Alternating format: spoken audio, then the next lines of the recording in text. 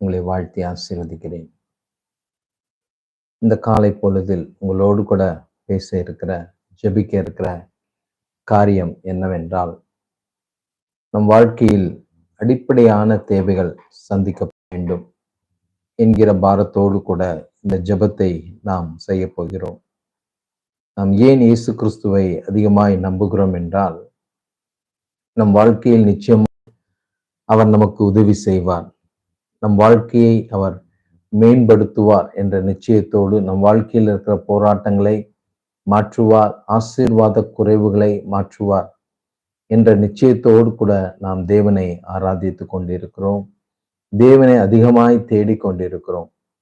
கண்டிப்பாக வேதம் சொல்கிறது, கர்த்தர் மேல் உன் பாரத்தை வைத்துவிடு, அவர் உன்னை ஆதரிப்பார். நீதிமான் ஒருபோதும் தள்ளாட ஒட்டார் என்ற வார்த்தையின்படி நீதிமானை அவர் ஒருபோதும் தள்ளாட விடுவதில்லை. ஒருவேளை பொருளாதாரத்தினால் நீங்கள் வாழ்க்கையில் சோர்ந்து போய் இனி வாழ்வா சாவா, வாழ முடியுமா வாழ முடியாதா என்ற ஒரு அவநம்பிக்கையில், ஒரு அவிவிசுவாசத்தில் வாழ்ந்து கொண்டிருப்பீர்களானால், கர்த்தர் சொல்கிறார், நிச்சயமாக உன் வாழ்க்கையில் இருக்கிற போராட்டங்களை நான் மாற்றுவேன், உன் வேதனைகளை மாற்றுவேன், உன் ஆசீர்வாத குறைவுகளை நான் மாற்றுவேன் என்று கர்த்தர் வாக்கு பண்ணுகிறார். எத்தனை பேர் நம்புறீங்க?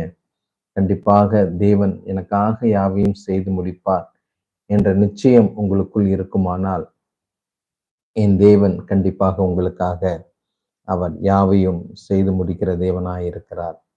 எல்லார் கண்களுக்கு முன்பாக நீங்க எங்கெல்லாம் வெட்கப்பட்டீங்களோ, எங்கெல்லாம் கண்ணீரோடு கடந்து வந்தீங்களோ, எங்கெல்லாம் வேதனையோடு புலம்பலோடு ஒருவேளை அவமானப்பட்டு நின்ற இடத்துல என் தேவன் உங்களை உயர்த்துவேன் என்று கர்த்தர் வாக்கு பண்ணுகிறார். உங்கள் பாரங்களை, உங்கள் வேதனைகளை, உங்கள் கண்ணீர்களை தேவ சமூகத்தில் நீங்கள் வைக்கும்போது கண்டிப்பாக அவர் உங்களை ஆதரித்து, உங்களை விசாரித்து, வேதம் சொல்கிறது, அவர் உங்களை விசாரிக்கிறவர் ஆனபடினால். ஆமென். ரிபஷந்தூரியான் கதரா. ஃபுல்லா ஜெபிக்க போகிறோம். நல்ல என்னோடு கூட இணைந்து, நல்ல ஆவில இணைந்து தேவனிடத்துல ஜெபிப்பீர்களானால், தேவனிடத்துல முறையிடுவீர்களானால், நான் உங்களுக்கு உதவி செய்ய தான் நான் உங்களை என்னோடு கூட கர்த்தர் இணைத்து இருக்கிறார். இல்ல உங்களோடு கூட என்னை கர்த்தர் இணைத்து இருக்கிறார். அதனால நீங்க பாரத்தோடு, கண்ணீரோடு உங்க குடும்பத்துக்காக, உங்க பிள்ளைங்களுக்காக, உங்க சூழ்நிலைகளுக்காக, இன்னைக்கு நம்ம பொருளாதார ஆசீர்வாதத்திற்காக நாம் ஜெபிக்க போகிறோம். எத்தனை பேர் ஆயத்தமா இருக்கிறீங்க? எல்லாருக்கும் இன்னைக்கு இருக்கிற உலகத்தின் நாட்களில், இன்னைக்கு இருக்கிற காலங்களில் பணம் என்கிற ஒரு காரியம், இல்ல ஒரு தேவை என்கிற காரியம் அதிகமாய் இருந்து கொண்டே இருக்கிறது. ஏதாவது ஒரு விதத்தில் நாம் என்ன செய்ய போகிறோம் என்ற அங்கலாய்ப்போடு கூட வாழ்ந்து கொண்டே இருக்கிறோம்.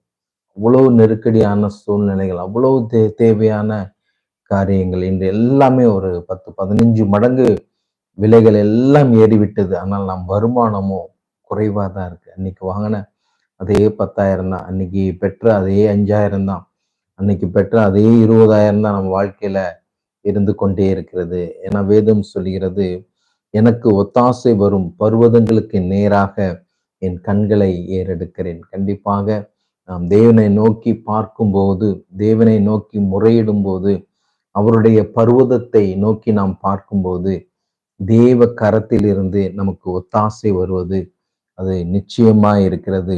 வானத்தையும் பூமியையும் உண்டாக்கின கர்த்தரிடத்திலிருந்து எனக்கு ஒத்தாசை வரும். நம் தேவன் அவர் வானத்தையும் பூமியையும் உண்டாக்கின தேவன். அவர் ஐஸ்வர்ய சம்பன்னராய் இருக்கிறார்.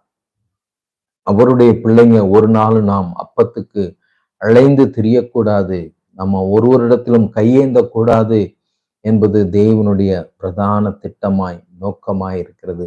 நாம் அநேகரை ஆசீர்வதிக்கிறவர்களாய் மாற வேண்டும். கண்டிப்பாக அப்படிப்பட்ட ஒரு ஆசீர்வாதத்தை தேவன் உங்களுக்கு கொடுப்பேன் என்று வாக்கு பண்ணுகிறார்.